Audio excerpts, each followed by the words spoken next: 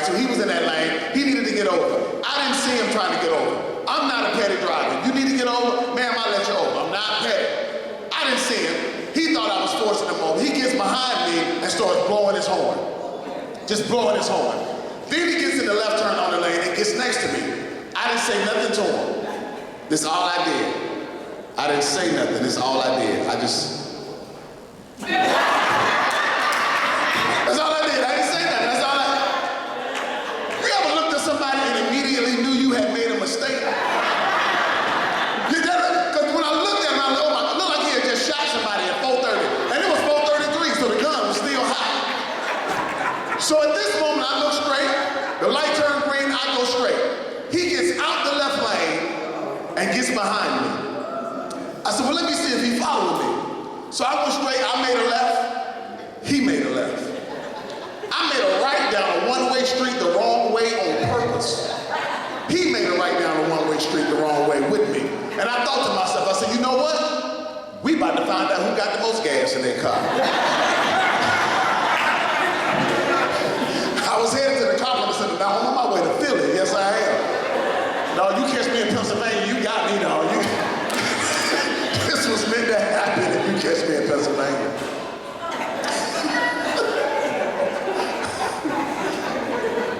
I like what Michelle is doing also, serving, working with people that are re-entering into society.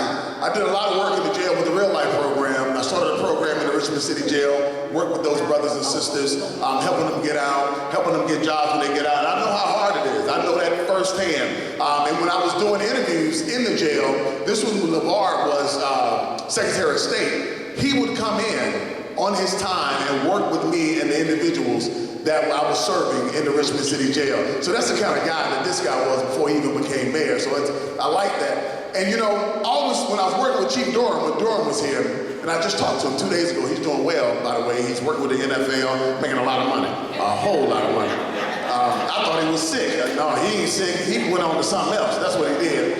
But I used to always tell Chief Durham, I said, Chief, and I want to know if y'all agree with me on this.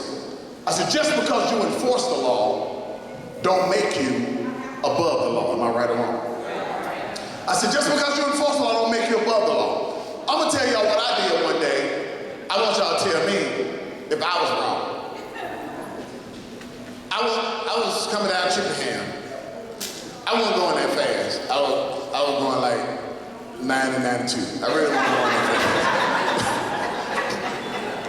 And you know how you coming past Belmont and the next exit is Whole Street. So I come up under the Belmont overpass, and sitting off to the right, as they often do, was a police officer. And I flew pound, boom! And I looked at my speedometer, I looked at him, I said, oh my God, he probably gonna get me. I looked at my rearview mirror, he came out. Right before I got right out the whole street, pulled me over right before me loaded in, he came up to the car, and the first thing he did, he asked me one of the dumbest questions I ever heard in my life. He gonna ask me, sir, do you know why I stopped you? That ain't my job. You think I'm a snitch on myself? Are you crazy? I might tell you something you weren't even thinking about, you know? I said, no, sir, I don't know. He said, sir, you were doing 90 and a 60. He said, license and registration. I gave him my license and registration. Thank God I had one that day. There's been some days, Jesus, that's all I'm gonna say. He goes back to his car. Within 5 to 7 minutes, he gets out of his car with the pad. Now, the reason I give you the time limit, because I have this internal clock in my head when I get pulled over. 5 to 7 minutes, I'm going home. 10 to 15, 2 more police officers show up, something came up in the system I don't know about. This could be a long day, am I right or wrong? So he comes over to my car, gives me the ticket. He says, sir, I wrote you a ticket for doing 79 and a 60. I said, man, this is a good police officer right here. I mean, that's special, because 90, that's reckless driving. It could have been a bad day for me. He could have towed my car, I could have got locked up, license suspended for it. It could have been a bad day. But he wrote me a ticket for doing 79 and a 60. I said, praise God. I took the ticket and I signed it. Now, I want y'all to tell me if I was wrong. Then I flipped it over and I started writing another ticket. He was like, sir, what are you doing? I said, I'm writing you a ticket. Because in order for you to catch me, you had to be speed too. I said, I gave us the same court date so we can support each other, okay? You tell him I was cooperative, I tell him you was cooperative. You ain't above the law just because you enforce the law.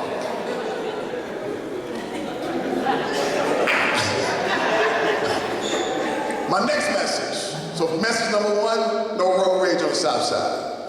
Message number two, just because you enforce something don't make you above the rules that you might enforce.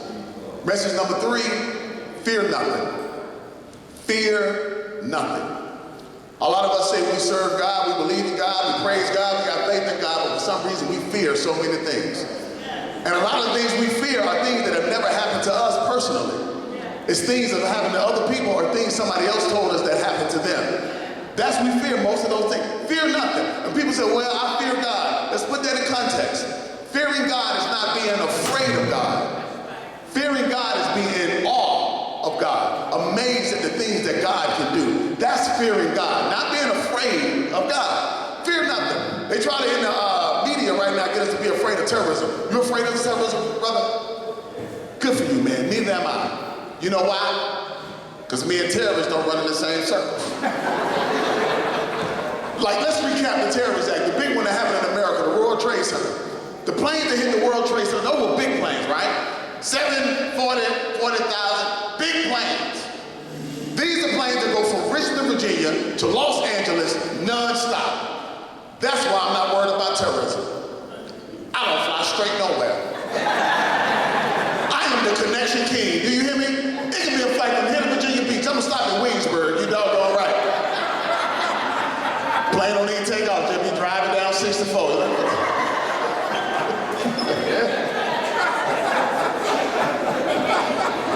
Don't worry about no terrorism. Got two more messages, then I'm out your way. Next message. Teach the kids how to dream. Don't destroy their dreams. I was reading a book. It said the top 2 dream killers are teachers and parents.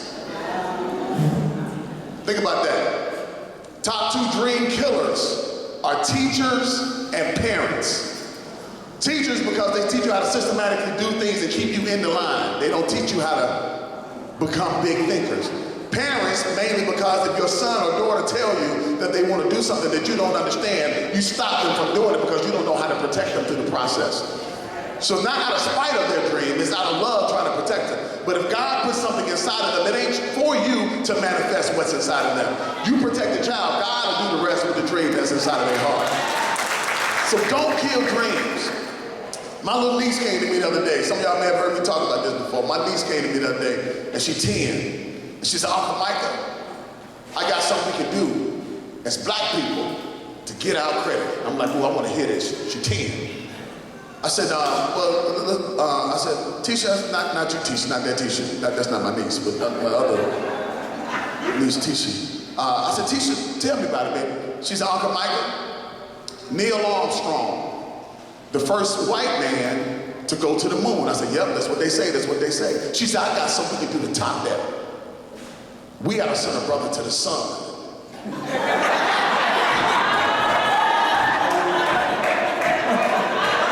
Now, I wanted to tell her that this is virtually impossible, you know? But I don't want to be a dream killer, you know what I mean? But before I could say anything, she looked at me, she said, I know what you're thinking, Uncle Micah. We can't go to the sun because the sun's too hot. I said, ooh, thank God. She gets it. She said, that's why we gonna go at night.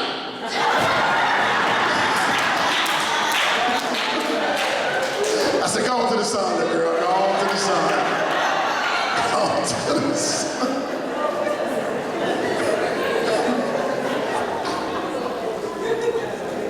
And in closing, because I want God to leave behind, so I'm going to leave y'all with this.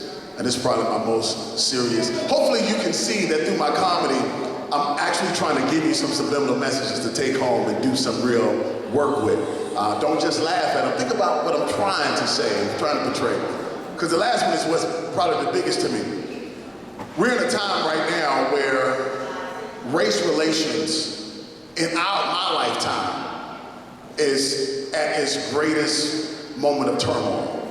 In my lifetime. Not in the history of the world, but in my lifetime. We gotta love each other in spite of.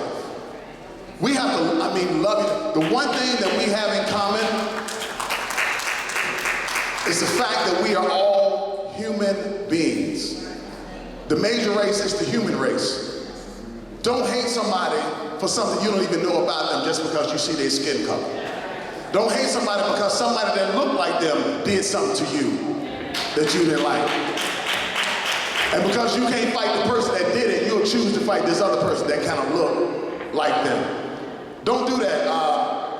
And when you see somebody that has ill in them, don't try to hurt the human. Pray for the spirit that has infected this human. Racism wasn't created by anybody that is born today. It was here before any of us got here. So if anybody is racist, they have learned to be that way. Most of the time from the people that is around them, so it's almost impossible for them to get away from that thought and idea of racism.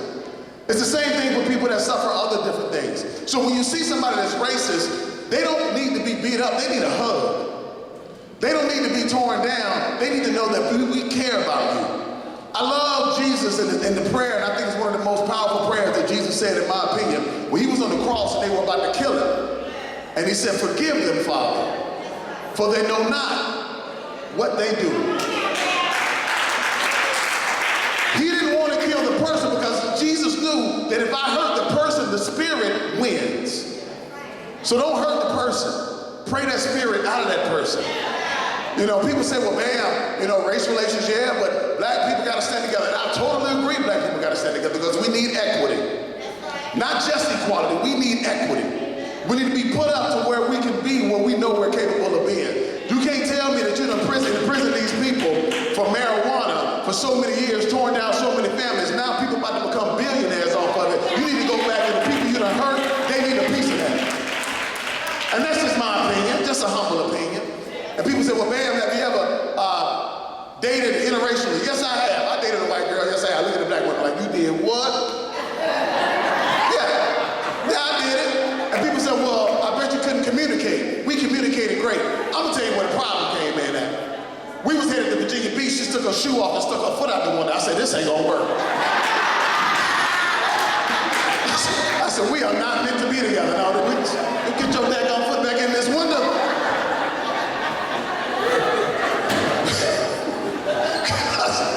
And I done studied race relations is what I do. I work with a lot of people. I teach at Caritas. Any of y'all familiar with Caritas?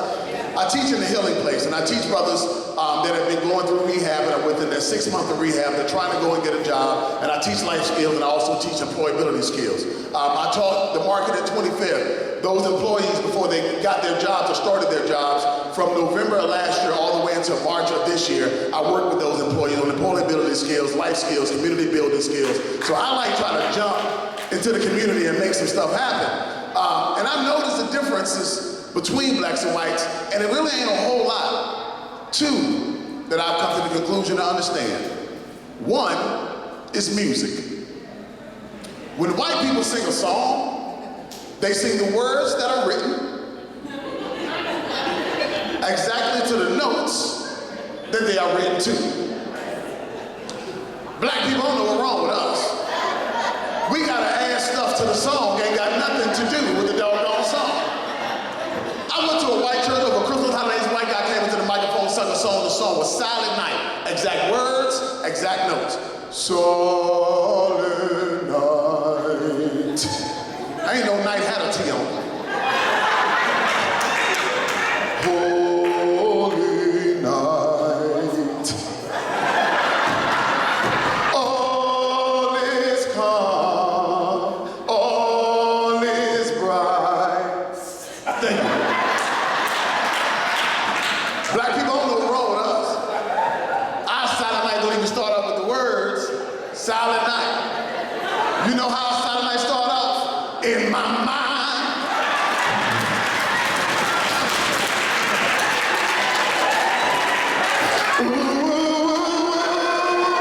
I want you to listen to me. Now don't mention I'm a silent or a night. And I see some people looking at me like, what are you talking about? Look, if you don't know what I'm talking about, I hate to like talk to the right people. If you don't know what I'm talking about, tell you what, go home, Google Temptation Silent Night. Or if you forget next Christmas season, listen to any black radio station for 10 minutes,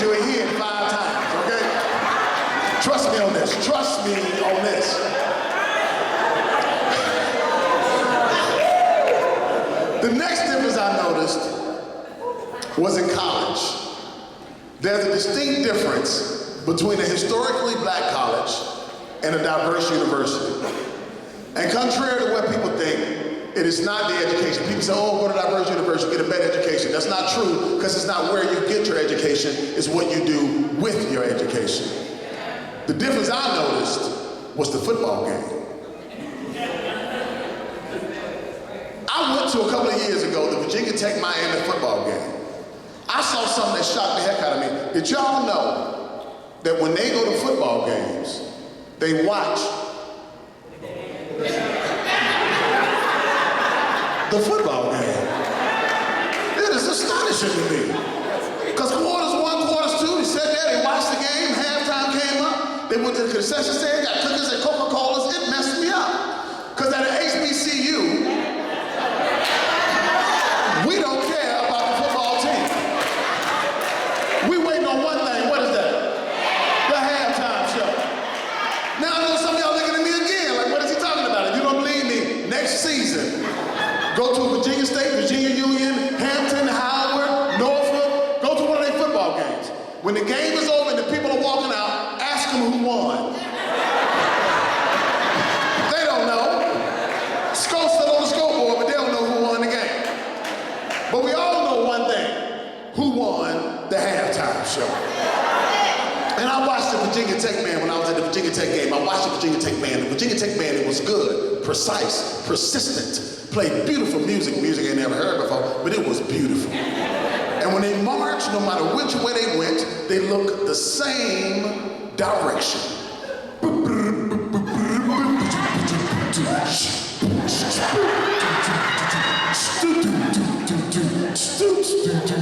It was good.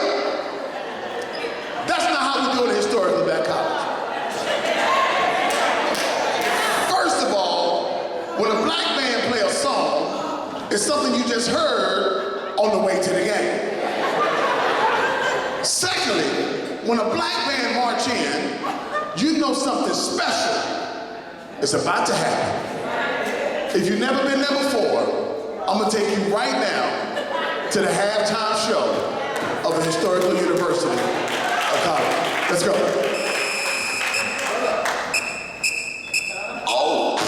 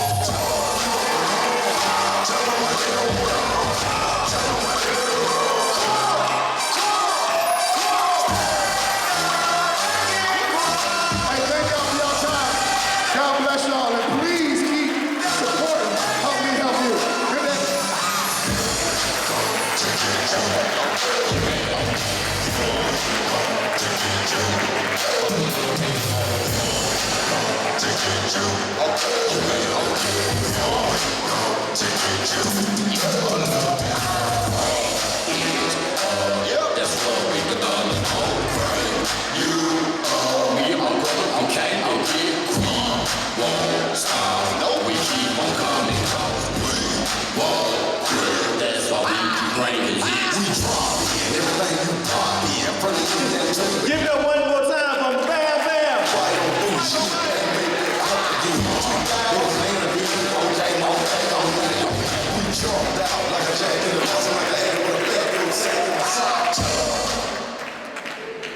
You know, when I met you almost 2.5 decades ago, I knew that something was wrong with you.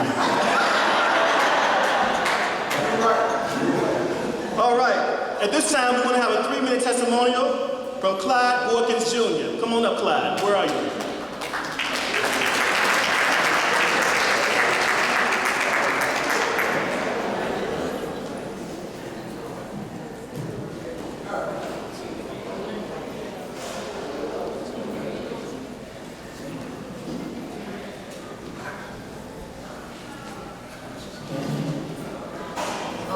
First, good evening. And I'd like to give honor to the Most High. You know what I mean? I come before you today to give a living word. about a young man who grew up down the street over here in Highland Park on 728 Gladstone Avenue in the year 1963. I just released in February the 5th of 2017 for doing 27 years in incarceration. Y'all would have never known if I can tell you that. Before then, I did like 8 years in a prison system. Altogether, I did like 30-some years in incarceration for the ignorance of what it was I was doing to myself. I met Michelle through mutual friends. I was hearing what she was doing when she was in the neighborhood. What I want to share with you is my testimony about a young man who was lost based upon, I want to say, the curriculum that's established by the power of society and the information is being given to certain environments. And our children is being produced by poverty. I'm a living witness of it. I made a mistake, and it cost me 27 years. I was sentenced to 60 years for a robbery charge for making a mistake one night, me and a young man. Out of 27 years, I had to sit back on the sideline and watch my daughter grow up without a father. And it crushed me, because that was my baby when I came. So I had to learn how to communicate as a man to a young lady who needed guidance. So what I did was I educated her at a young age. At the age of 16, I introduced her to VCU and sent her to school, because I understood when I was incarcerated that my sanctuary was the law library and the library. So I stayed in books, and I recall what they told my ancestors when they brought us over here. To control a person, you control the information that they receive. So if you don't want them to know nothing, you hide it from them. And this was going on with our people. Our people is being hidden with information that cannot do anything for them. If you look around, like I said, I just came back home. So what I chose to do in my time, because I was the problem, I the one was out there doing what it do. So I'm doing whatever happened, and I was the cause of it. When I came waking, one day sitting in Red Onion Prison, I was doing a 5.5 year solitary confinement for 23 hours a day. And this when the light came on about spirituality. When you get in a dark place in time, a young lady was speaking about that you need some type of solidity or some type of hand. And when you look for a hand and there's no one in the room, but yet something inside of you got to come alive and wake you up and give you that direction. A lot of people don't believe in spirituality, but I see God all in this room right here. Because if God is real, and this is what we teach, and we teach that He can communicate, then why we can't communicate with each other? Because the spirit inside of you that woke you up this morning is Him. He the one that got your mind right for you to be in this place at this particular time. So if He's around us and all present, and He said when one or more is gathered in my name, so shall my presence be, then His presence should be in this environment at this particular time. But we as people have been miseducated into the science of what God really is because of the religion.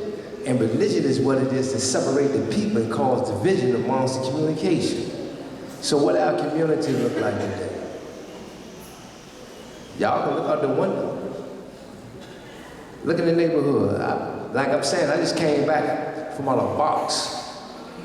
For 27 years, I had to sit down and look out a window. And now I understand the volume and the principles and the morals and the conduct that we're supposed to do as decent human beings as to uplift the humanity of the fallen people. So me and my brothers, there's about 6 of us, has been released from the Department of Correction. Within the last 2 years, we have been working with these programs as Michelle, the RV basketball league down here in Holland Park. You know what I'm saying? My brother back there, because we know and understand that a lot of brothers is out here can't go back in the neighborhood. You can't go down there and reach the children in the mind frame of the people because you ain't coming from them. And what I mean by coming from them, you got to come from the pain that they're dealing with. And this is a lot of things going on now. We got a lot of mental health that's going on in our environment, in our community that we not even addressing. Because we got this taboo thing about mental health being some type of psychotic concept. But it's not like that. Mental health is that when you got people that's in pain, that's trying to cry out and need some assistance, they need somebody to embrace them, someone that give them a direction. So we supposed to have these type of institution or foundation. Like I said, I just released for 27 years. So when I came home, I tried to go to the daily planning. I went to the workforce programs. Then none of them offered me a job. None. But I did not allow that to hinder me from what it is I'm trying to do. Because my mission is to give back to the community. And no disrespect, but like I tell all the old people, I ain't got time for y'all no more. My job is to the babies. Like the young lady said in the school, I understand that the mind is a development like a garden. So if you ain't careful about the seeds that you plant in it, a lot of wild weeds will grow in it and they'll choke out the potential of a child.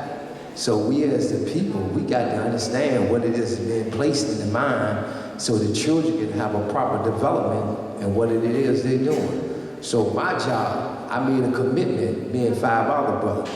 If I had got out of prison, because there was, prison is a change. I can't talk like I want to talk, you know what I mean, because I don't want to offend no one. But I'm going to give it to you real. A lot of brothers in there dying.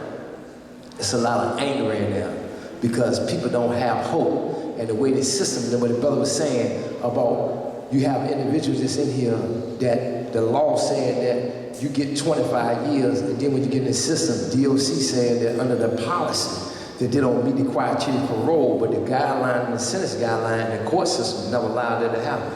So now you got a brother who was under the assumption that he had 5 years to do, he did 23 because of the policies. But yet when you go to vote, you give them the power of what the policy is because you never took the time to be educated on what it is you was knowing. So you gave up the rights to a system, and a system is in place. And the system is in place not to help your children, but it's a liquidating business. So I ask that we get together with Michelle and stand firm with her, because what this program is about, help me, help you. Help me, help you. If I'm a man that's willing to help people, then I need you, and you to help me. You'll see me in the community. I'm always with the children. I'm always giving back. And I dedicate my life to this movement. Help me, help you.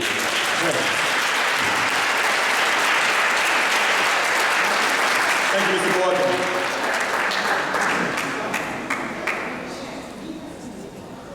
And at this time, we're going to have a solo by Don Shepard Johnson. Come on up, Don.